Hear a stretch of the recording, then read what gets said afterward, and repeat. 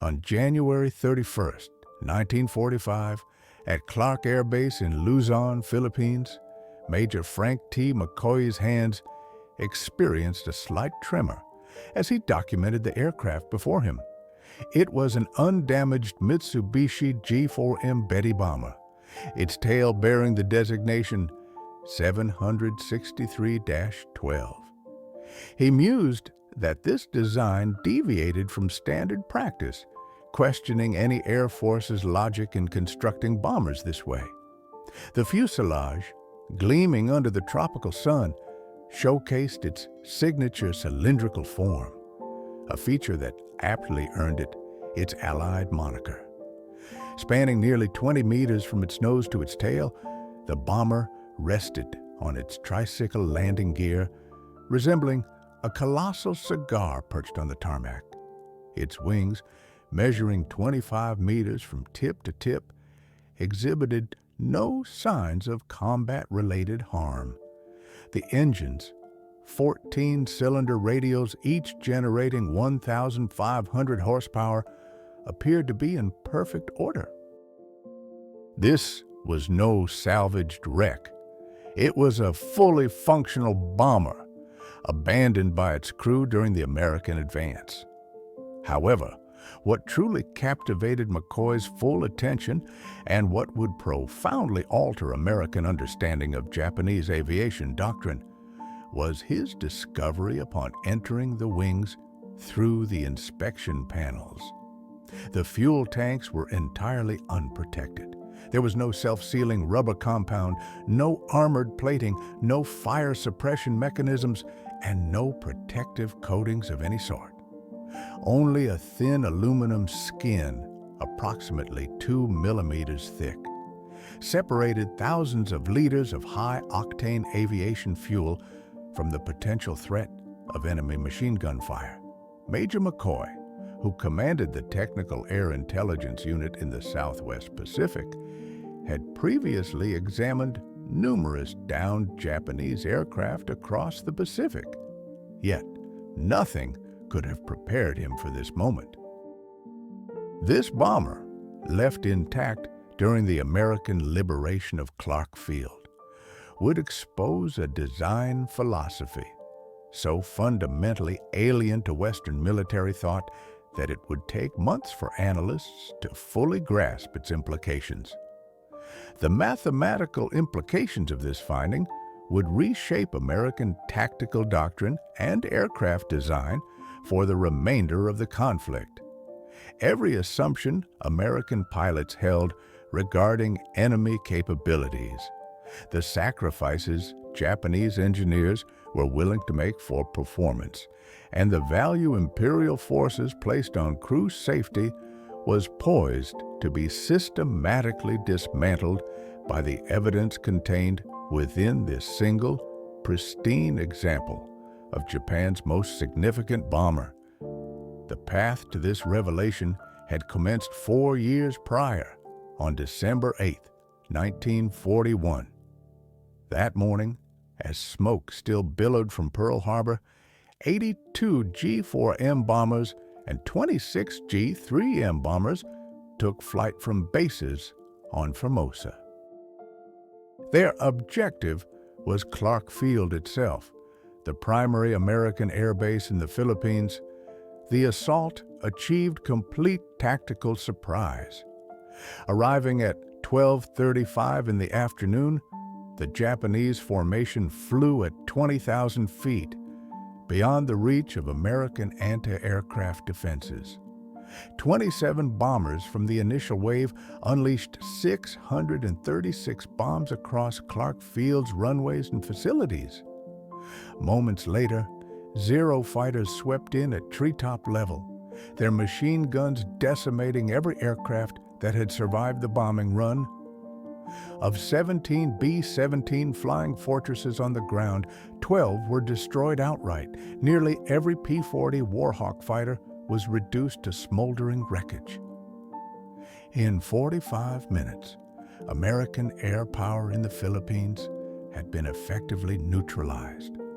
Lieutenant James Harrington, one of the few surviving American pilots, observed from a bomb shelter as the Japanese formation retreated northward.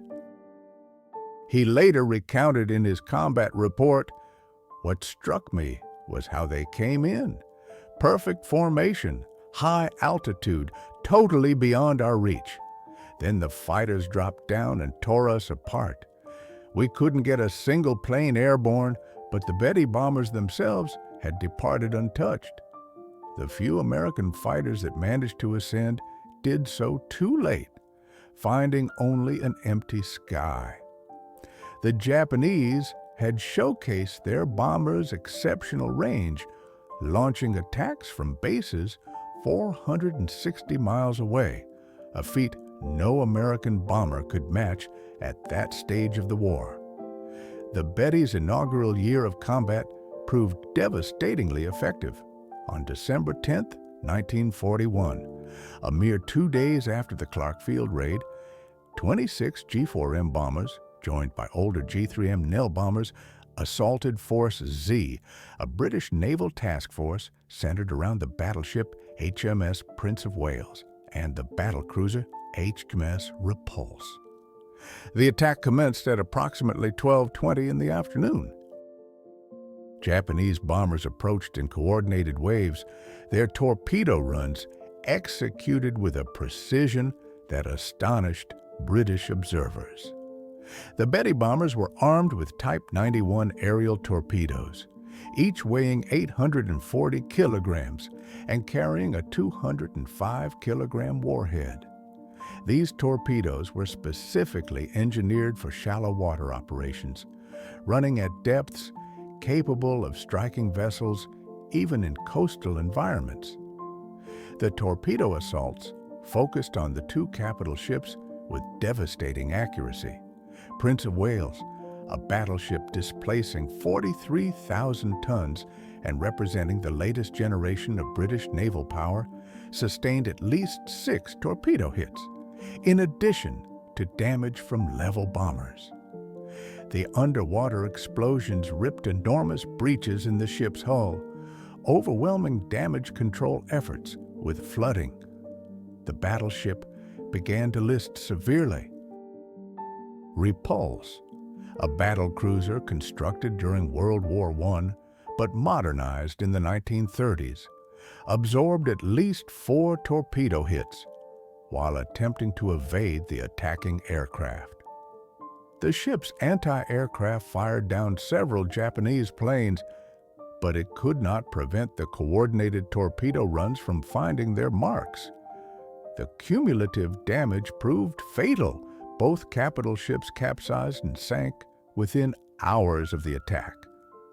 Prince of Wales went down at approximately 13:20 hours. Repulse followed at approximately 13:33 hours. 841 British sailors perished.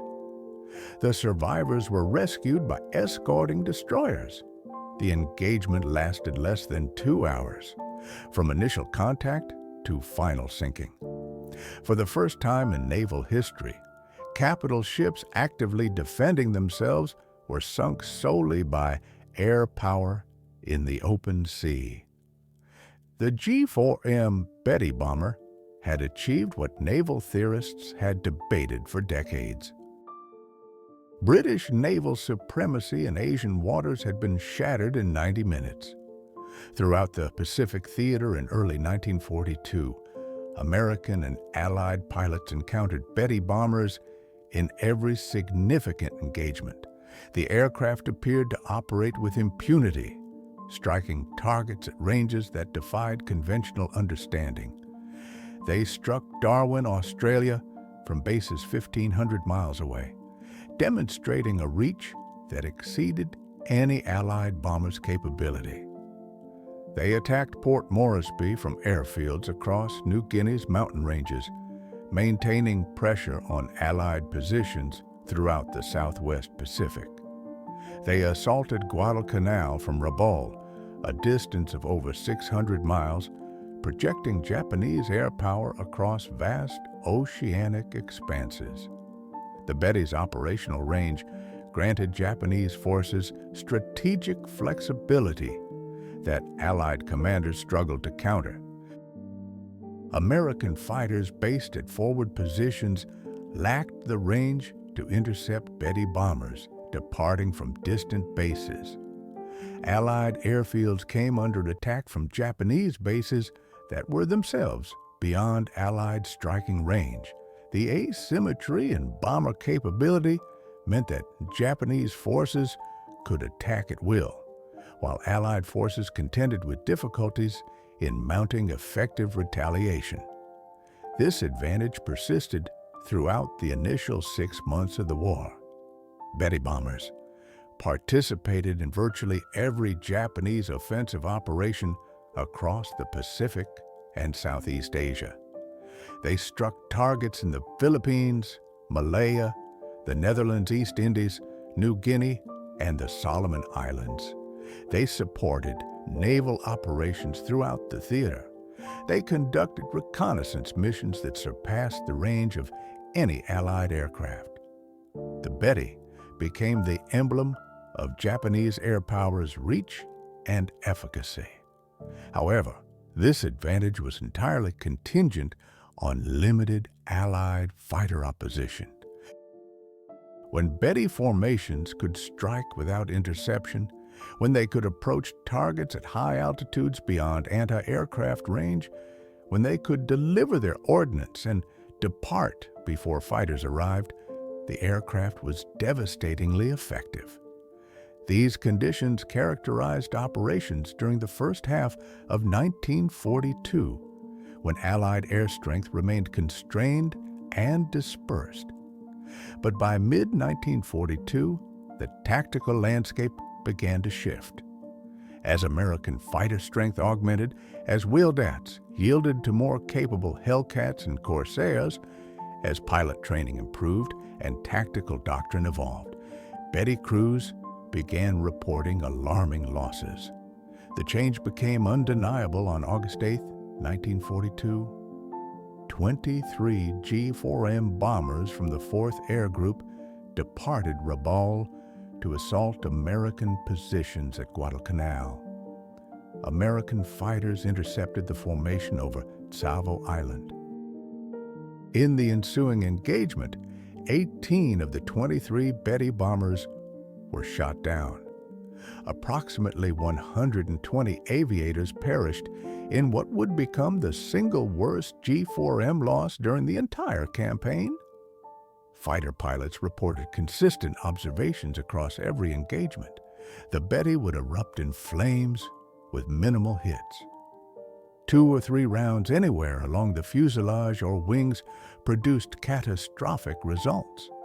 The aircraft acquired grim nicknames that spread rapidly through American squadrons: Flying Cigar, One-Shot Lighter, Flying Zippo, all alluding to the Betty's terrifying propensity to burst into fire from battle damage.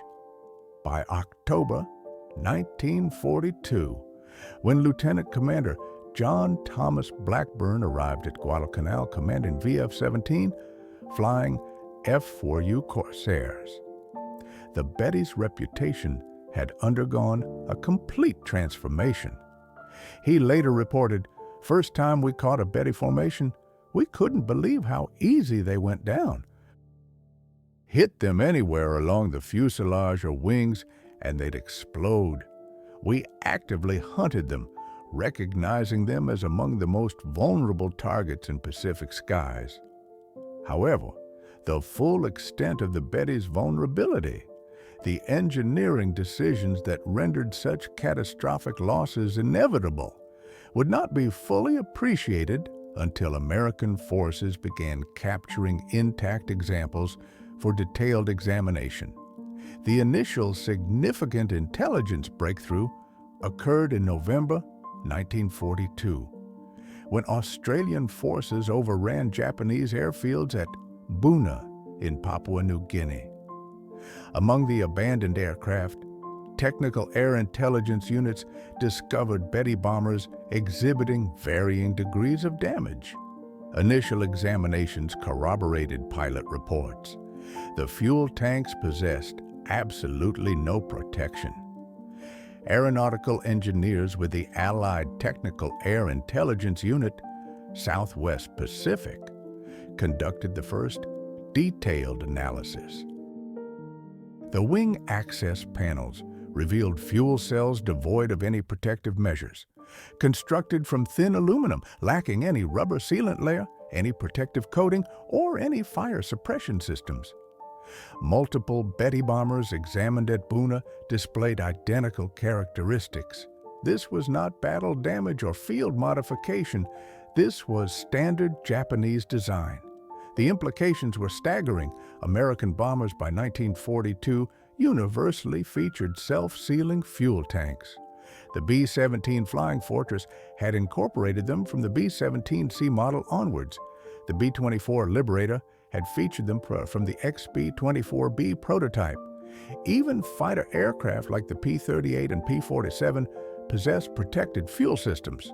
Self-sealing fuel tanks employed layered rubber compounds that swelled upon contact with fuel when punctured by bullets or shell fragments, thus sealing holes and preventing fuel leakage and fire.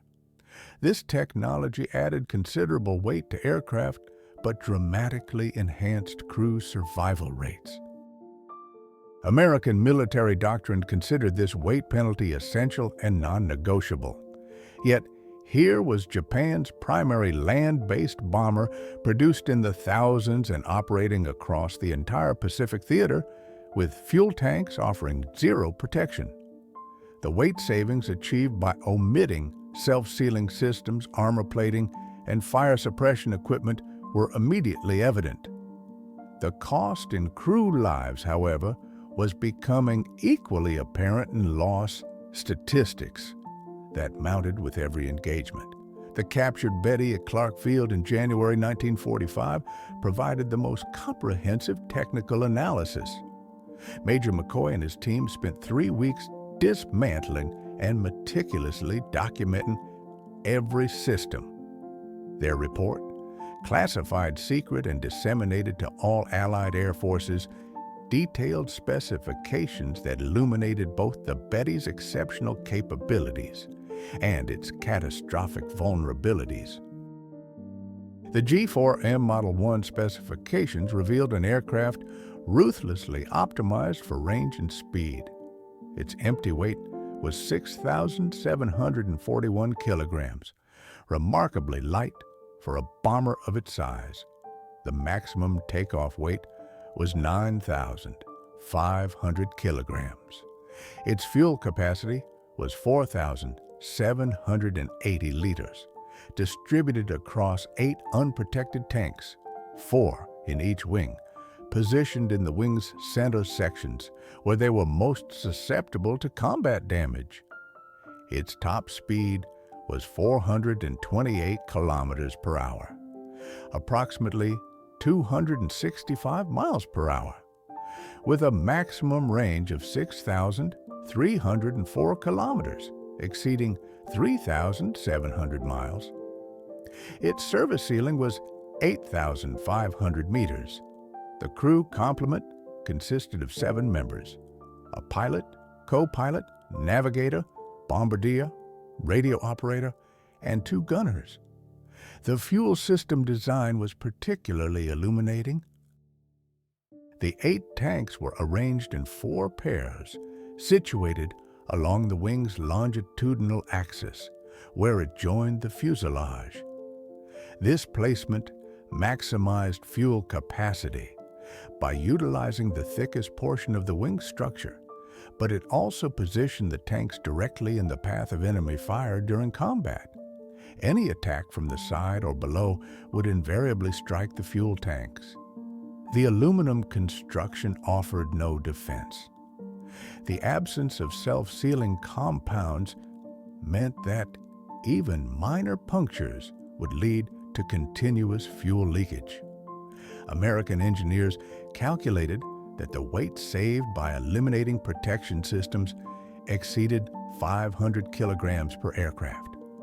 This weight reduction translated directly into increased fuel capacity and extended range. However, the cost in invulnerability was equally calculable. Combat reports indicated that Betty bombers hit anywhere in the wing area exploded with near certainty. The unprotected tanks created what engineers termed a critical failure point, a single system whose destruction guaranteed the loss of the entire aircraft. These figures told the story of design choices made in September 1937, when the Japanese Navy issued requirements that would define the G4M's entire operational existence. A top speed of 398 kilometers per hour, a cruising altitude of 3,000 meters, a range of 4,722 kilometers when unloaded, or 3,700 kilometers, carrying 800 kilograms of bombs or torpedoes. The requirements reflected Japanese naval strategy in the late 1930s. Japan's empire spanned vast Pacific distances. Naval bases were separated by thousands of kilometers of ocean. The Navy required bombers capable of striking enemy positions far beyond the reach of carrier aircraft, bombers that could operate from land bases to support naval operations across the entire theater. Existing Japanese bombers fell far short of these demands. The G3M Nell bomber, then in service, had a maximum range of approximately 3,000 kilometers. American bombers like the B-17 had even more limited range in their early variants. No bomber in service anywhere in the world in 1937 could strike targets at the distances Japanese planners envisioned. The Navy's requirements were not arbitrary. They were calculated based on the distances Japanese forces would need to cover in any future Pacific conflict. From Formosa to the Philippines, 460 miles.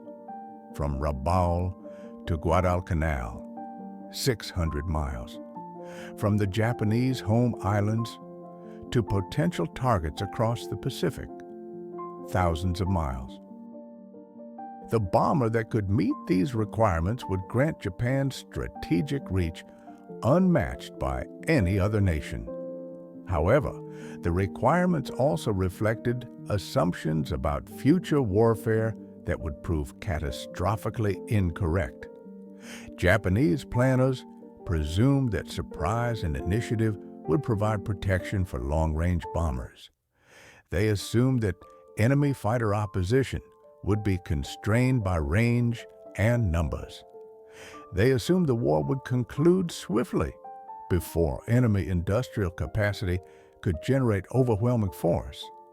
Every one of these assumptions proved false.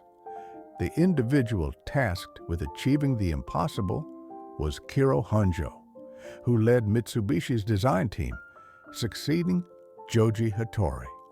Honjo had studied bomber design at Junkers in Germany during the early 1930s, absorbing European aeronautical engineering principles and manufacturing techniques before returning to Japan. He immediately understood that meeting the Navy's requirements would necessitate compromises that Western air forces would never countenance. Honjo assembled a team of engineers at Mitsubishi's Nagoya facilities to address the design challenges. The team meticulously analyzed every aspect of bomber design, calculating weight budgets for each component and system. They studied existing bombers from multiple nations, identifying where weight could be reduced without compromising structural integrity. They experimented with new construction techniques and materials that might offer weight savings. The mathematics were starkly simple. To achieve the required range, the aircraft needed substantial fuel capacity. Each liter of aviation fuel weighed approximately 0.8 kilograms. 4,780 liters of fuel translated to approximately 3,800 kilograms of fuel weight at full load. To achieve the required speed with this fuel load, the aircraft needed minimal weight. Every kilogram added to the empty weight reduced either range or payload capacity. These two imperatives stood in direct opposition. Fuel was heavy, protection systems were heavy, armor plating, weighing hundreds of kilograms, would be required to safeguard crew stations and vital systems. Self-sealing fuel tanks added considerable weight through the rubber compounds and additional structure necessary. Fire suppression systems added weight. Redundant safety measures added weight. The cumulative weight of adequate protection would preclude the achievement of the required performance.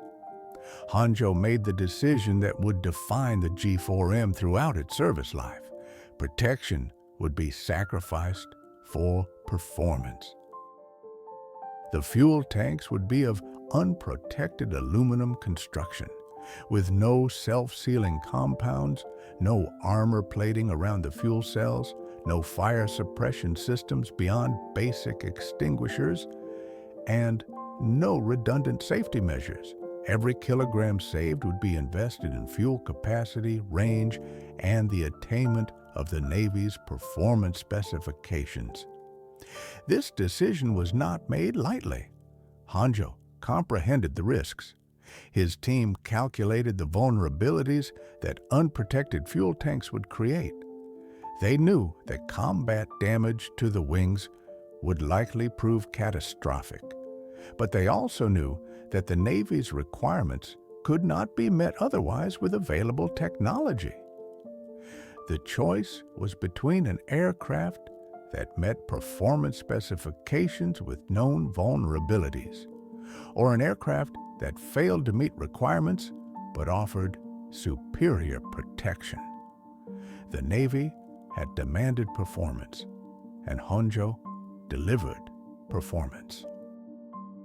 The first G4M prototype took to the air on October 23, 1939. The aircraft fulfilled every performance requirement stipulated by the Navy. Its speed exceeded expectations. Its range surpassed projections. Its payload capacity satisfied operational needs. The bomber entered production as the Navy Type 1 attack bomber, with Mitsubishi manufacturing the aircraft at plants in Nagoya. Initial production models, designated G4M Model 1, began reaching operational units in April 1941.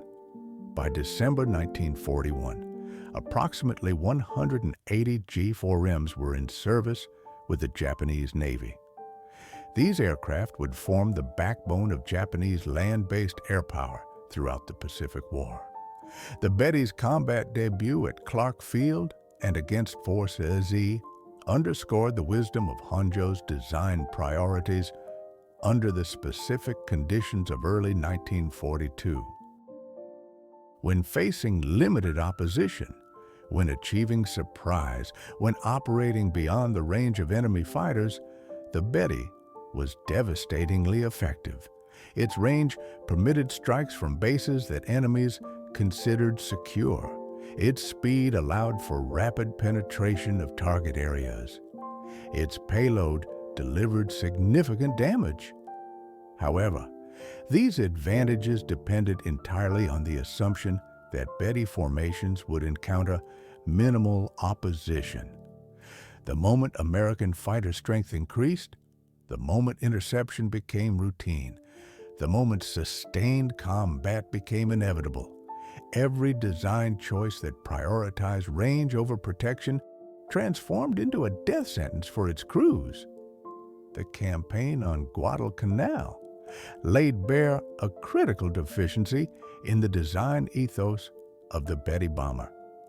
Between August and October of 1942, over 100 G4M aircraft, along with their crews, vanished in a relentless attrition that the Japanese air forces simply could not endure.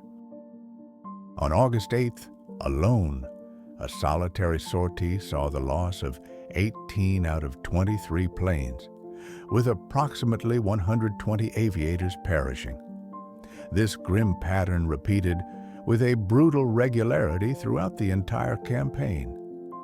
Betty formations would launch from Rabaul, traverse 600 miles to Guadalcanal, engage American interceptors, and then face devastating destruction.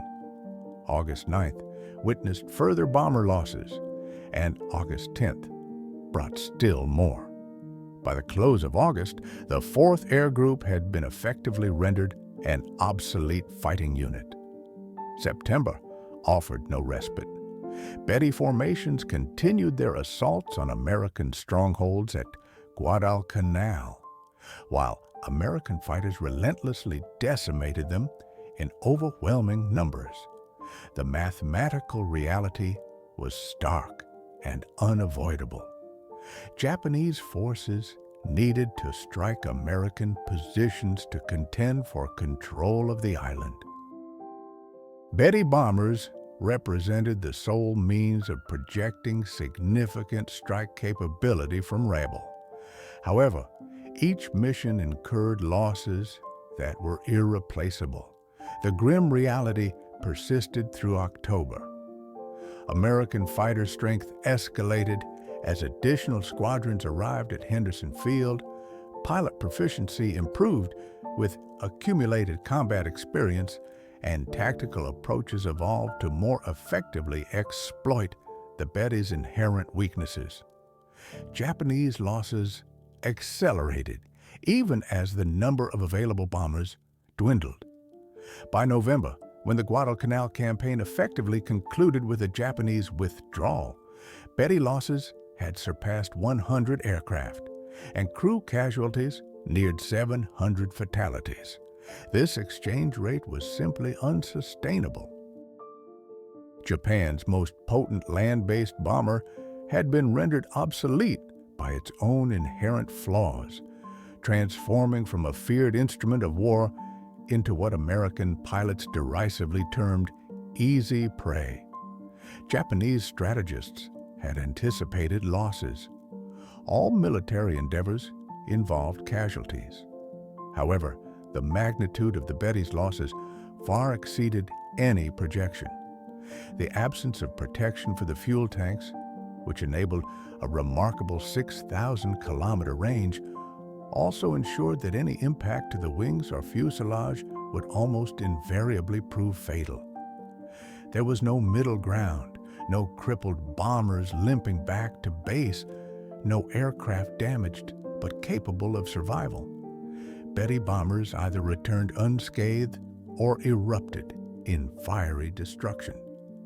By the middle of 1943, Japanese engineers recognized the necessity of modifications. Commencing with the 663rd aircraft produced in March of 1943, 30-millimeter sheets of rubber were installed beneath the wing surfaces where the fuel tanks were situated. These were not true self-sealing tanks, but rather a compromise measure, adding minimal weight while offering limited protection against fuel leaks. This alteration reduced the top speed by 9 kilometers per hour and the maximum range by 315 kilometers. Yet crew survival rates showed no significant improvement. The rubber sheeting could mitigate fuel leakage from small caliber impacts, but could not prevent fires from larger caliber projectiles or cannon shells, nor could it stop explosions ignited by tracer rounds. The fundamental vulnerability remained unaddressed. Japanese designers attempted a more comprehensive solution with the G4M Model 3, introduced in October of 1944. This iteration featured actual self-sealing fuel tanks with their capacity reduced to 4,490 liters to accommodate the leak-proofing material. This modification reduced the maximum range to 3,640 kilometers, a deficit of over 2,000 kilometers. compared to the original GRRM Model 1. Approximately 60 G4M Model 3 aircraft were manufactured by the war's end. However, this modification arrived too late and in insufficient numbers to meaningfully impact the Betty's combat record. By the close of 1944, American air superiority was so absolute that no level of fuel tank protection could have enabled Betty bombers to operate effectively. The war's outcome had already been decided. The Betty's vulnerability became so notorious that American forces began employing the aircraft in ways that starkly illustrated the perils faced by Japanese crews. On April 18, 1943, the Betty bomber became the instrument of Admiral Isoroku Yamamoto's demise in an engagement that showcased both American signals intelligence prowess and the aircraft's fatal weaknesses. American codebreakers intercepted Japanese communications indicating that Yamamoto would travel from Rabaul to Bougainville on April 18th aboard a G4M bomber, accompanied by a fighter escort. 18 P-38 Lightnings from the 339th Fighter Squadron were assigned to intercept the flight, though only 16 ultimately participated in the mission after one aircraft blew a tire on takeoff and another experienced drop tank malfunctions. The mission demanded exceptional precision. The P-38s were to fly at over 400 meters at wave-top altitude to evade radar detection, navigate across open ocean devoid of landmarks, and arrive at the precise calculated intercept point at the exact scheduled time. Any navigational error, any deviation in timing would spell mission failure. The interception had to occur within a narrow window when Yamamoto's aircraft would be most vulnerable. The P-38s departed Guadalcanal at 7:25 hours, maintaining a 50-foot altitude above the ocean for over 400 kilometers, observing strict radio silence. Navigation relied on dead reckoning and precise timing. The formation arrived at the calculated intercept point with a level of precision that would become legendary in aviation history. At 9:34 hours, exactly on schedule and precisely 1 minute ahead of the calculated intercept time, the P-38 sighted Yamamoto's formation. 2 Betty bombers flying at low altitude, escorted by 6 Zero fighters. Captain Thomas Lanphier and First Lieutenant Rex Barber peeled off from the formation to engage the bombers, while other P-38s engaged the Zero escorts. Barber engaged the lead Betty bomber, which carried Admiral Yamamoto. The bomber sustained hits to its wing area, where the unprotected fuel tanks were located. The aircraft exploded in flames and crashed into the jungle. Yamamoto's body was recovered. He had succumbed to his injuries sustained during the crash the following day. The second Betty bomber also crashed, with all aboard perishing. This operation underscored multiple facets of Allied superiority. American signals intelligence had successfully intercepted and deciphered Japanese communications. American planning had calculated intercept timing with minute precision over 400 kilometers of ocean. American fighters executed the mission flawlessly, overcoming extraordinary navigational challenges. And the Betty bomber's inherent vulnerabilities ensured that any successful interception would prove fatal. There was no possibility of Yamamoto's bomber surviving once it came under attack.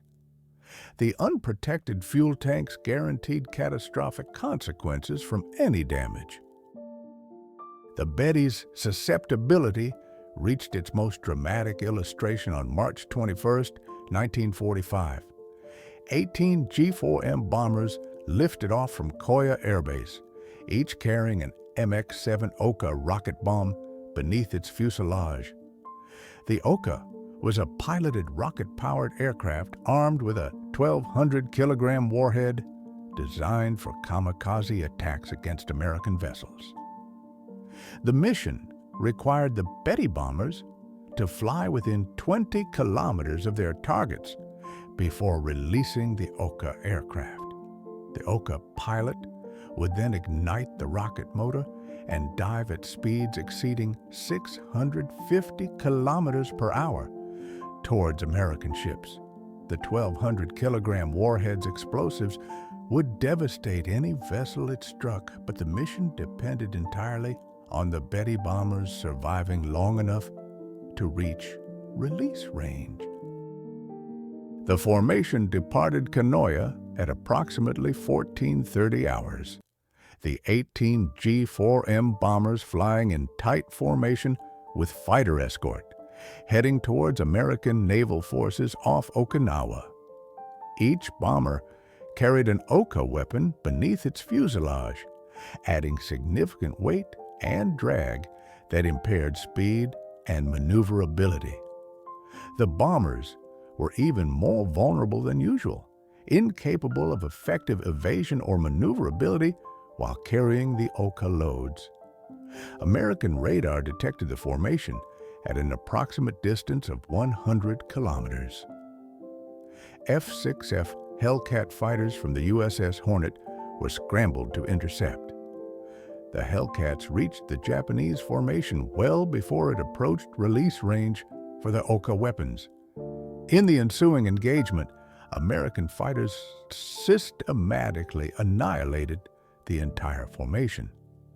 The Betty bombers, already vulnerable under normal circumstances, proved utterly defenseless while carrying Oka weapons. The additional weight precluded evasive maneuvers. The external weapon generated drag, reducing speed. The unprotected fuel tanks guaranteed that any hit would be fatal. One by one, the bombers exploded and plunged into the ocean. Not a single Betty bomber survived to reach release range. Not a single Oka weapon was launched against American ships. 137 bomber crew members and 15 Oka pilots perished in this attack. The mission represented the ultimate manifestation of the Betty's fundamental flaw. An aircraft designed to deliver ordnance to distant targets that could not survive to complete its mission when facing prepared opposition.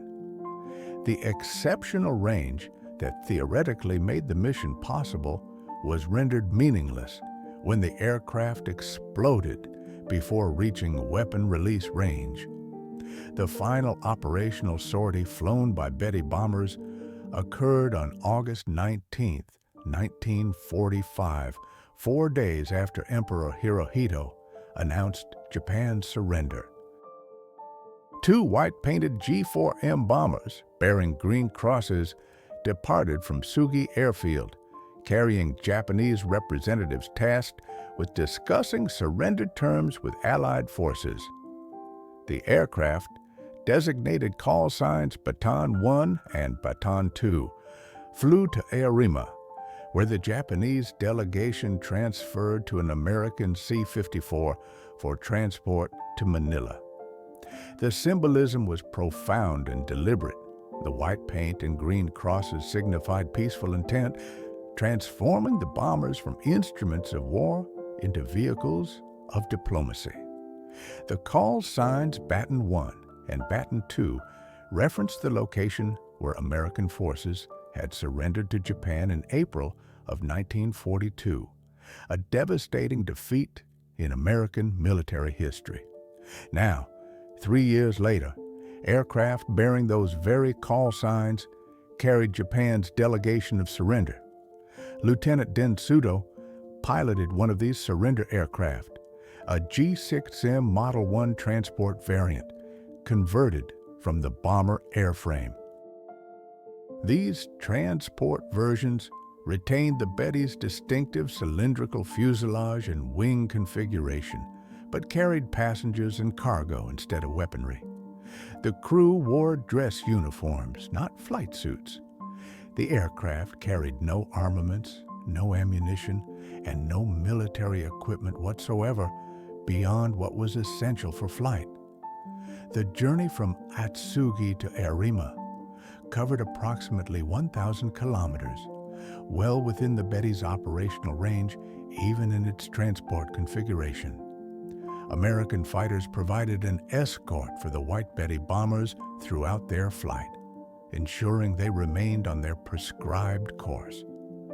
This escort served both protective and supervisory roles, guaranteeing safe passage while preventing any deviation from the planned routes. The White Betty bombers, adorned with green crosses, became the final indelible image of an aircraft that had initiated the Pacific War at Clark Field in December of 1941. The circle was complete. The bomber that had decimated American air power in the Philippines in the war's opening hours now transported Japan's surrender delegation in its final days. The aircraft that had symbolized Japanese air power's reach and effectiveness now symbolized Japan's defeat and its submission to Allied terms. The Betty's production figures illustrate both the aircraft's significance to Japanese operations and the terrible cost of its design philosophy. Total production reached approximately 2,414 aircraft across all variants, although some sources cite figures as high as 2,435, inclusive of all prototypes and subtypes. The variation in total numbers reflects differing methodologies for counting prototypes, subtypes, and transport variants. The G4M Model 1, comprising approximately 1,172 aircraft, was produced from 1941 through early 1943. This variant featured the original unprotected fuel tank design with a capacity of 4,780 liters. Its top speed reached 428 kilometers per hour. A maximum range of 6,034 kilometers made it the longest-ranged bomber in service globally.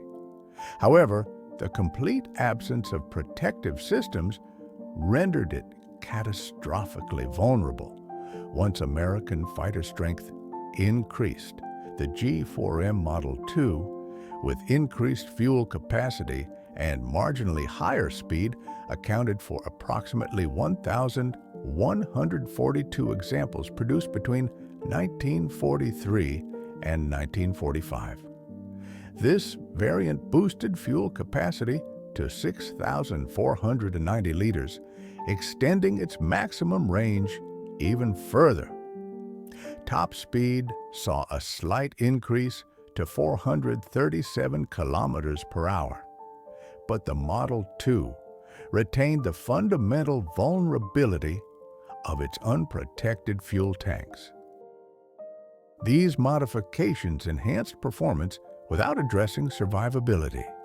The G4M Model 3, designated Model 34, represented the only variant equipped with actual self-sealing fuel tanks. Production commenced in October of 1944, but only 60 to 91 aircraft were completed by the war's conclusion, depending on the source. The self-sealing tanks reduced fuel capacity to 4,490 liters to accommodate the leak-proofing material. Maximum range decreased to 3,640 kilometers compared to the Model 1. The limited numbers produced meant this modification had no impact on combat outcomes. The G6M transport variant, converted from bomber airframes, added an additional 30 aircraft. These transport versions carry passengers and cargo rather than armaments, serving in liaison and communications roles. The G6M Model 1 utilized for one of the surrender aircraft in August of 1945, exemplified this variant. Production continued through August of 1945, with the final aircraft completed mere days before Japan's surrender. Mitsubishi factories manufactured Betty bombers at peak rates of approximately 100 aircraft per month during 1943. Production declined in 1944 and 1945 as Allied bombing disrupted Japanese industry and as resources were diverted to fighter production for homeland defense. These production figures established the Betty as one of Japan's most numerous bombers, surpassed in total production only by certain fighter types. Over 4 years of conflict, Mitsubishi delivered approximately 2,400 aircraft to Japanese Navy units across the Pacific theater. These bombers participated in every major campaign, were present at every significant naval engagement, and struck targets across distances spanning thousands of kilometers. However, production statistics tell only part of the story. Loss rates tell the remainder. Few Betty bombers survived to the war's conclusion. The overwhelming majority were destroyed in combat, consumed by the fires that the unprotected fuel tanks made inevitable. By August of 1945, when Japan surrendered, only a handful of operational Betty bombers remained in service. The aircraft that had numbered in the hundreds in 1942 had dwindled to dozens through attrition that no amount of production could compensate for.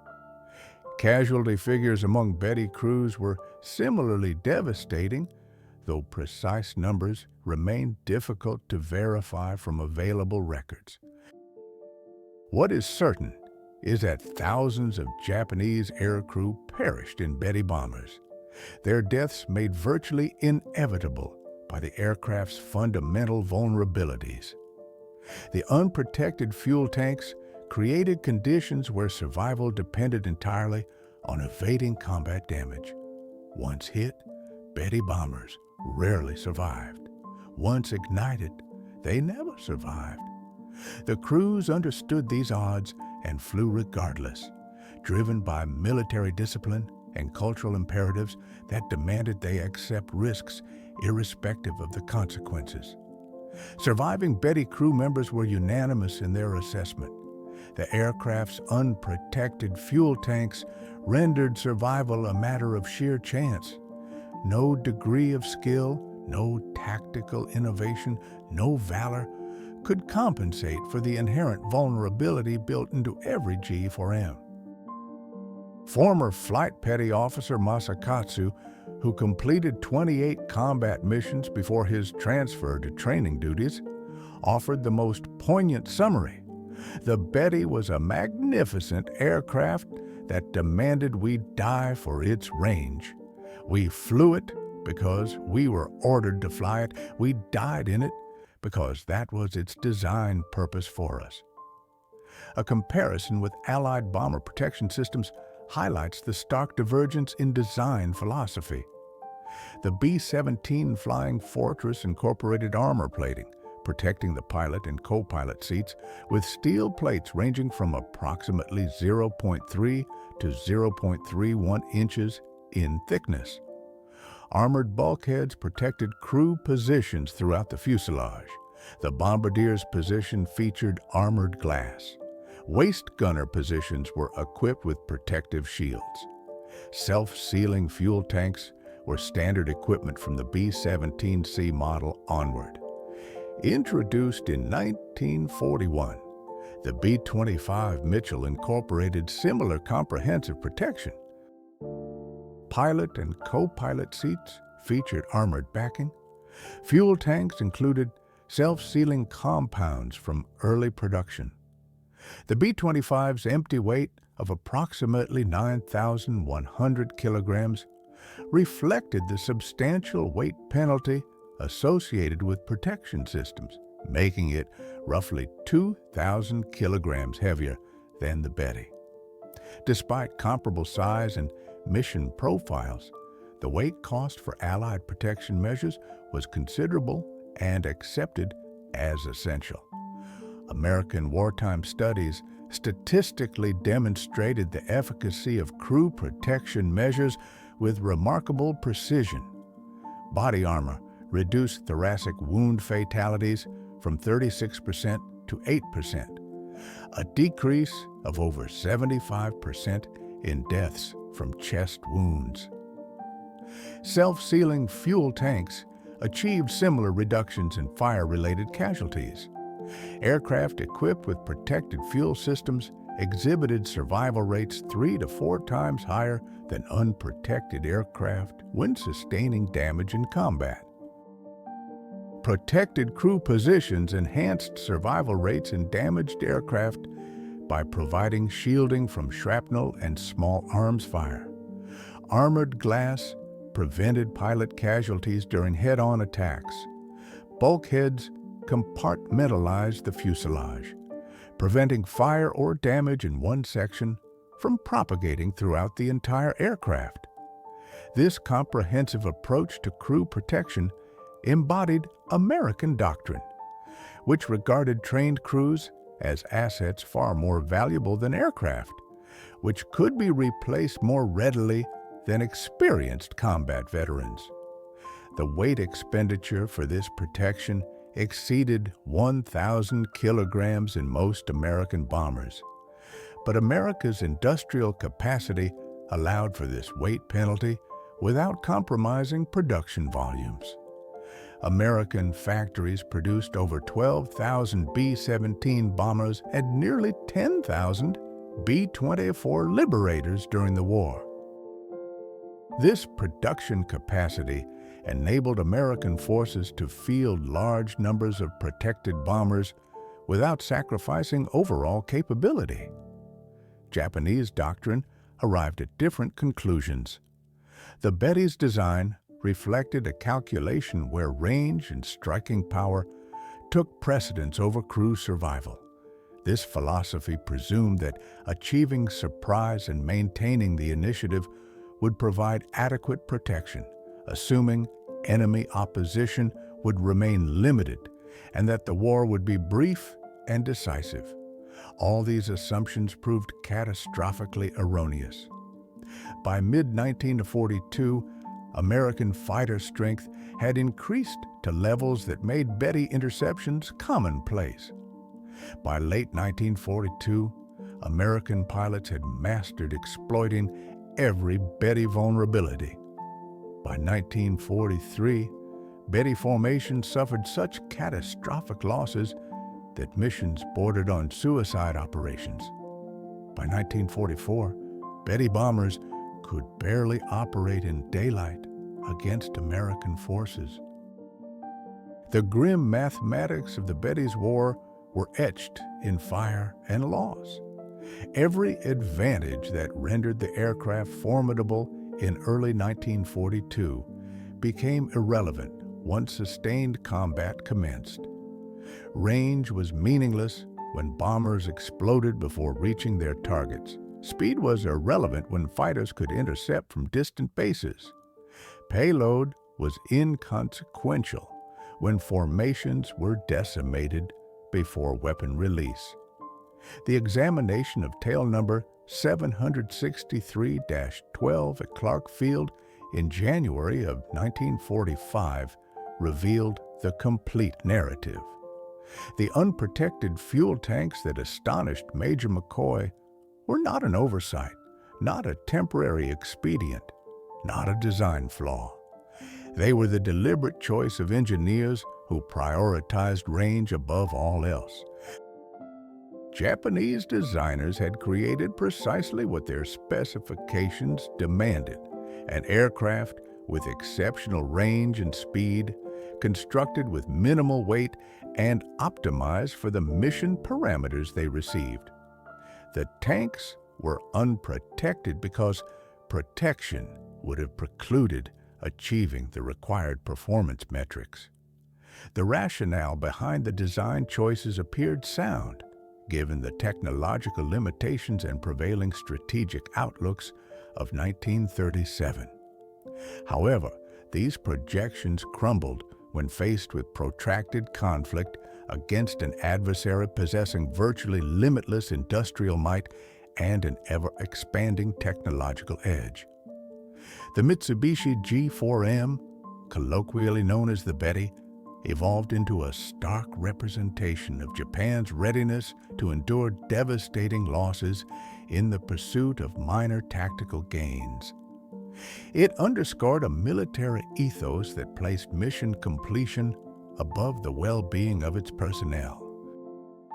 Upon inspecting an intact Betty at Clark Field, American aviation experts weren't merely dissecting an enemy weapon.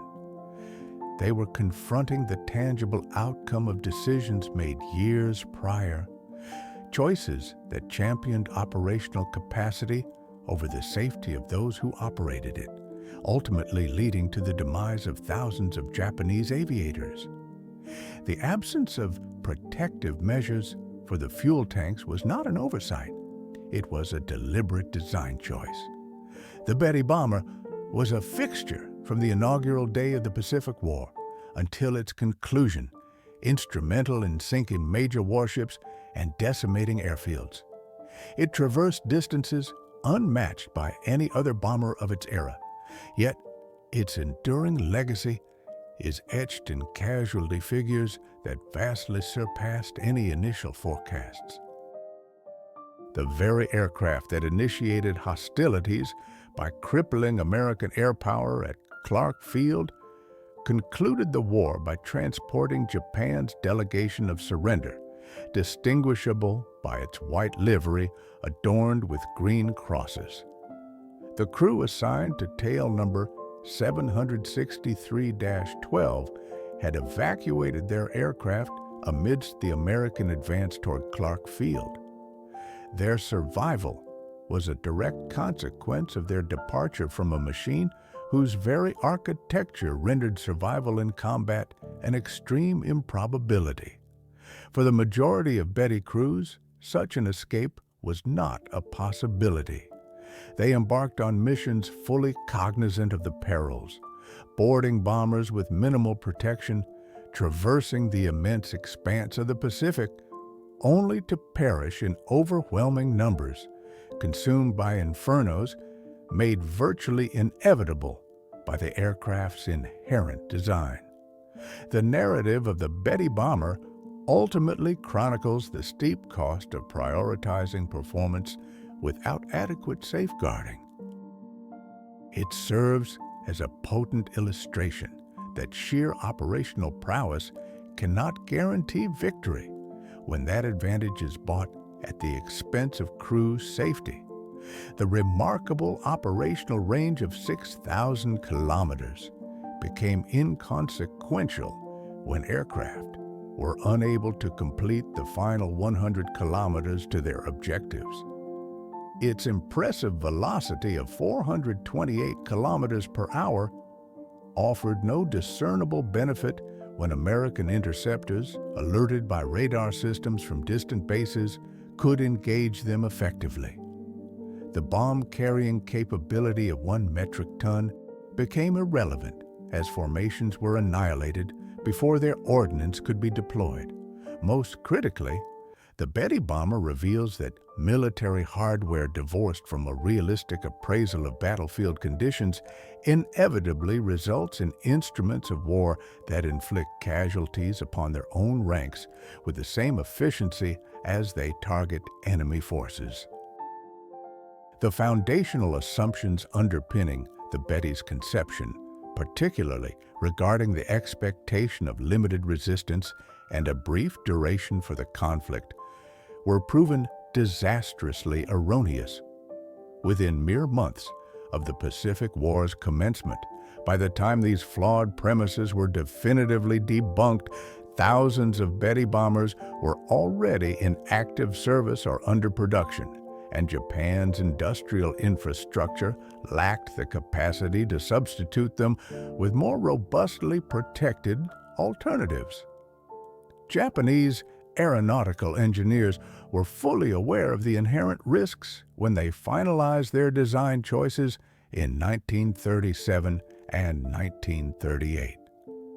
They meticulously calculated the detrimental effects of added weight, understood the inherent vulnerabilities, and accepted the compromises, firmly believing that the enhanced performance characteristics would prove decisive. Their assessment was incorrect, and countless men paid the ultimate price for that misjudgment with their lives. The Betty's historical significance extends beyond the annals of aviation, delving into profound questions concerning aircraft design principles, strategic philosophy, military ethics, the determination of acceptable risk, and the intrinsic value of human life during wartime. American designers addressed these inquiries by emphasizing protection, even if it meant sacrificing some degree of performance.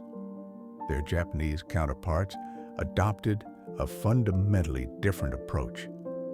The Betty bomber stands as a testament to the consequences of prioritizing capability over survivability, of acquiring extended range at the cost of aircrew lives, and of allowing performance mandates to supersede crucial safety considerations. The numerous Betty bombers engulfed in flames across the Pacific skies served as stark indicators of the ramification stemming from this divergence in strategic thinking, exposing the fundamental chasm in how distinct nations approached the conduct of warfare in the Pacific theater. American forces engineered aircraft intended to safely return their crews to base. Japanese forces, conversely, designed aircraft to reach their targets irrespective of the human cost. Ultimately, the nation that placed a premium on crew survival cultivated an air force capable of sustained operations indefinitely. The nation that embraced catastrophic attrition for perceived performance advantages forged an air force that effectively engineered its own annihilation through attrition. The examination of tail number 763-12 at Clark Field provided irrefutable confirmation of what Allied forces had long suspected. The Betty bomber was not a product of poor engineering. Rather, it was a triumph of design engineered to achieve specific objectives. Those objectives, however, did not encompass ensuring the safe return of Japanese crews, and within this singular reality lies the entirety of the explanation for Japan's eventual defeat in the Pacific.